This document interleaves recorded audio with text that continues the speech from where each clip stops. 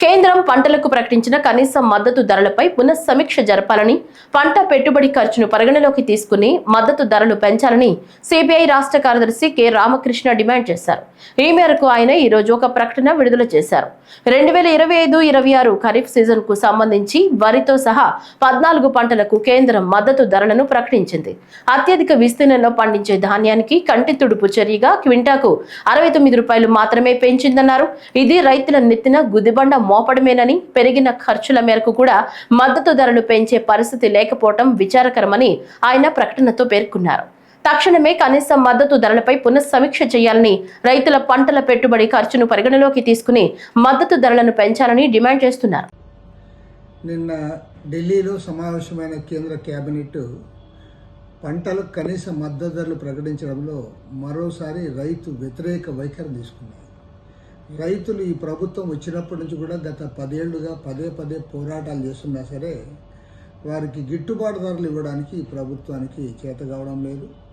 రైతులందరూ కూడా అనేక పోరాటాలు చేసినా సరే ఏమాత్రం పట్టించుకోవడం లేదు. చివరికి నిన్న వారి నిర్ణయంలో ధాన్యం పండించే రైతుకు క్వింటాల్కి 69 రూపాయలు మాత్రమే కనీస మద్దతు ధర పెంచడం అంటే రైతుల పట్ల ఎంత నిర్లక్ష్య వైఖరి ఈ ప్రభుత్వం అవలంబిస్తూ ఉందో దీన్ని బట్టి అర్థమవుతా ఉంది. ఎందుకంటే మంత్రి గారేమో చెప్తా ఉన్నారు, స్వామినాథన్ సిఫార్సుల మేరకు మేము కనీస మద్దతు ధరలు ప్రకటించామని. కానీ మీరు ఇచ్చింది ఎంత? క్వింటాల్కి 69 రూపాయలు, అంటే ఒక కిలోకి 69 పైసలు పెంచుతా ఉన్నారు. ఇవాళ రైతుకేమో ప్రతి ఏటా కూడా భారం పెరుగుతుంది. ఇవాళ ఫెర్టిలైజర్ ధరలు, కెమికల్, అదేవిధంగా పెస్టిసైడ్స్, తర్వాత ప్రతిదీ కూడా రైతుకు విత్తనాల ధరలు అన్నీ కూడా పెరిగిపోయినాయి.